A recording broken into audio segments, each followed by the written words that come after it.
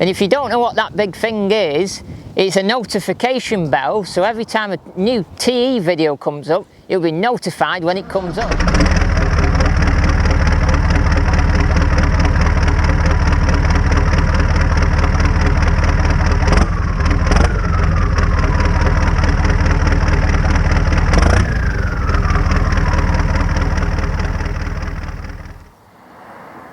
Oh, didn't see it there.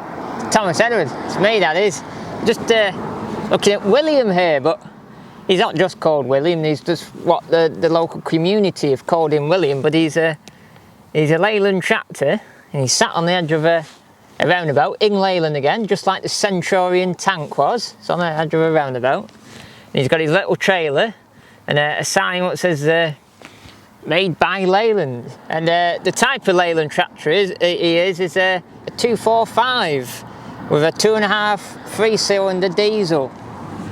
Now I don't know a lot about Leylands, other than apart from I brought up on a farm where we didn't have Leylands, but I saw them about, but mainly I never saw them on the farm. I saw them at the seaside pulling fishing boats out, or just down the road from me is Cedric, who used to do the guided walks across the bay, and he's got a fleet of them in his little farm, what the Queen owns. So I see them quite a bit, but I've never really seen them working. But they were a bit of a, I know I use this term a lot, but it's a bit of an industry standard in the farming community and world. The 70 horsepower 384, pulling a 5-furrow version of the same plough, completes the ploughing team.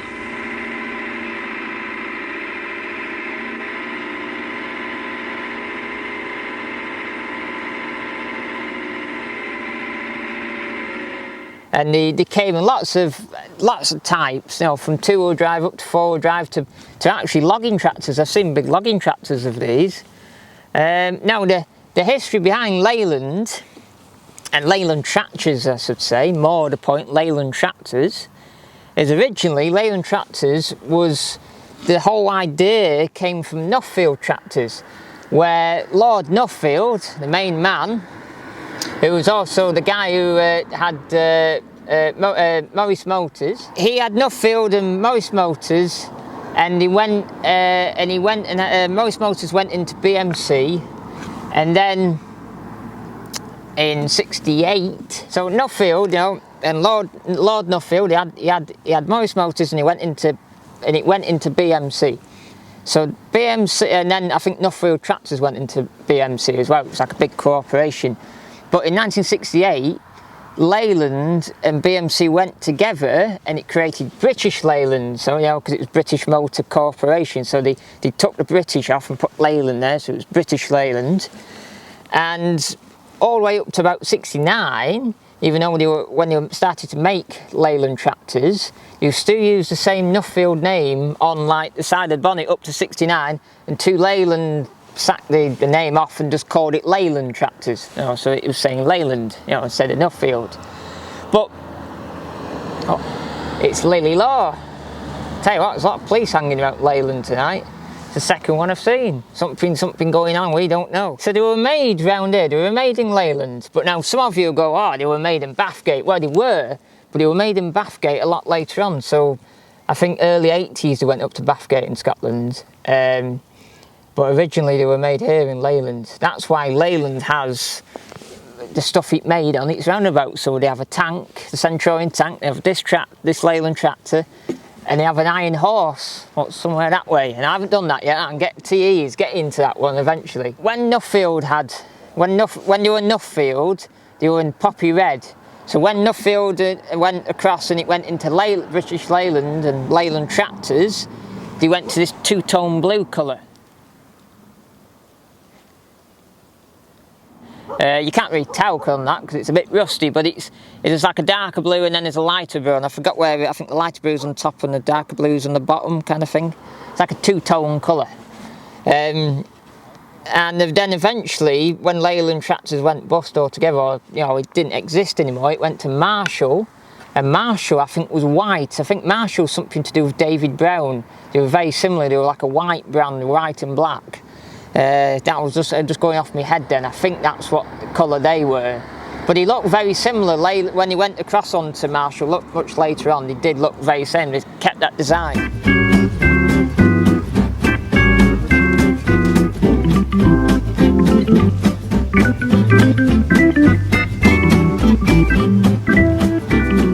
So what I read about the whole design of a Leyland tractor is if you look in the grille at the front, there's nothing there. It's very open at the front.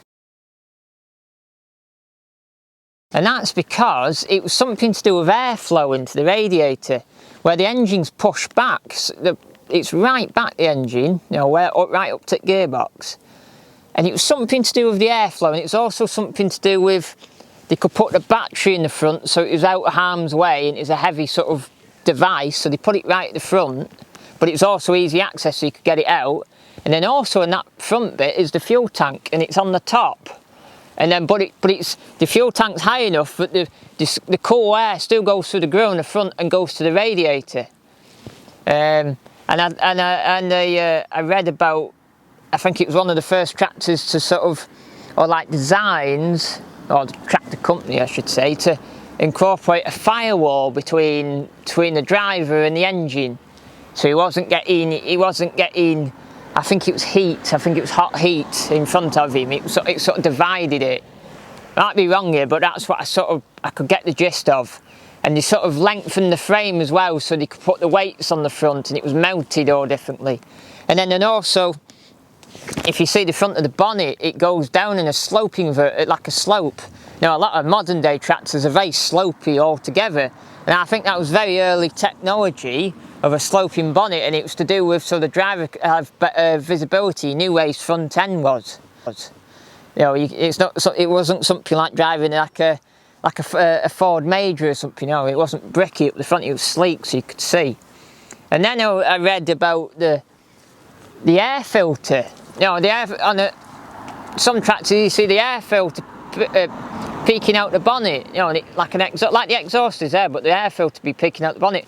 Well, the air filter's actually in the back, like near the steering wheel, in this like bit here. The air filter's in there somewhere, sort of tucked out the way so it doesn't get any dirt in it. But you can still get air from all the grills and like open bits in it. With greater load, it became necessary to lengthen the frame. We did this, but at the same time maintained a short wheelbase. We introduced another feature at this stage, which alleviated the need to unbolt and refix the number plate whenever it was required to fit the front end weights. This takes the form of a sliding number plate bracket, whereby the whole assembly can be pulled forward, clear of the weights, which are then placed behind it. It's a simple task for the driver to undertake. The lengthened frame provides a great deal of extra space in front of the radiator, which enabled us to mount the fuel tank in the front of the tractor with obvious advantages. It's easy to get at for refueling and provides a completely unobstructed airflow to the radiator.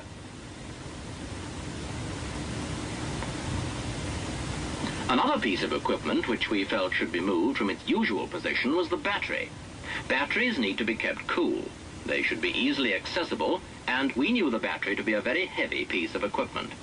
Where better to put it then than at the front? You can service it readily, you can remove it by dropping the whole platform down, and you have the weight exactly where it's going to help you, at the front end of the tractor. The only possible disadvantage of this position was that fuel might spill onto it, and we have prevented this with a simple cover. When you come to think of it, it couldn't possibly be in a cooler position than here, right at the front of the tractor. The next thing we thought about was the air cleaner. We decided to duct air through the front of the tractor, beneath the bonnet, high up on the inside of the tractor, thus getting clean air, with the intake being completely protected and absolutely clear from any sources of dust and dirt. The air filter itself we have positioned where it can be easily got at. We now fit a cyclonic filter, which is very efficient, with dirt being ejected automatically and continuously. You only have to clean it occasionally, and when you do, it's very simple. You remove it, shake it, and put it back.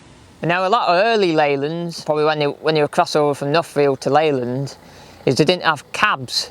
And then when very early cabs came in, they looked nothing like this. They were sort of more raked back and quite a funny little angle the cabs were. And then they came like this. I think this cab is known as a flat roof, because you know, it's very flat and square. And that, I think flat roofs, and I think this is very similar to the Fords. When I was a big Ford fan, Ford tractors in the late 70s, 80s went to something called as a Q cab. You know, because I think it's probably a Q design, and that's probably on similar lines of a Q cab. And it was something to do with regulations. It was safety. It was like a big rollover hoop, because if you saw original tractors, they'd have a rollover hoop on the back. But when they went to the cab, it was more structural. It was like a car, you know, with its roof or intact with its chassis. And also, as my cameraman's just told me, it was a bit more quieter and a bit more less fumes, you know. But that's all about now, really. Even though I was brought up on a farm and stuff, I was brought up on a farm when they had New Hollands and quite fancy new tractors. I don't know too much about old tractors, but I've been in enough tractor runs and lived in Cumbria long enough to know quite a bit about them, and I've had friends who don't buy first cars, buy old classic tractors. So I've been around them quite a bit.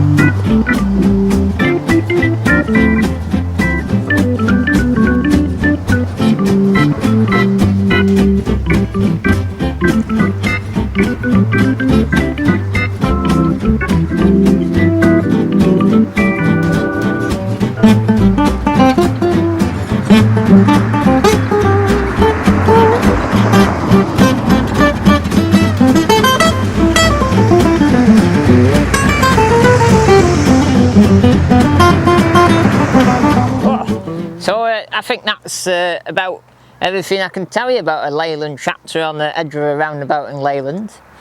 I'll tell you what, they need to, last time I came it was a bit more trimmed down than this, you know, you could see a bit more, but as my mum would say, they should leave it like that because it's wildflowers and there's species living in there, you know, because some counties cut all their long grass down and it kills all the wildlife, you know, and it should be left there to recycle and keep going like humans do, you know. So all those bees in there can get all its pollen and it keeps us alive, you know, because when a bee dies, it's not very good, a bee dies. Anyway, I hope you've enjoyed the Thomas Edward little video of William, the Leyland tractor 245. And if you enjoy it, you know, give us a comment, you know, right down below what you know about Leyland tractors. If you worked on them, you know, remember them, your era. Give us a like. Give us a subscribe. We're up for over 830 now after me lost stock haul video's gone a bit slightly viral. I'm going to tell you something in a minute about clicking such a big thing, and if you don't know what that big thing is, it's a notification bell, so every time a new TE video comes up, you'll be notified when it comes up. So remember to click that big bell. Ding!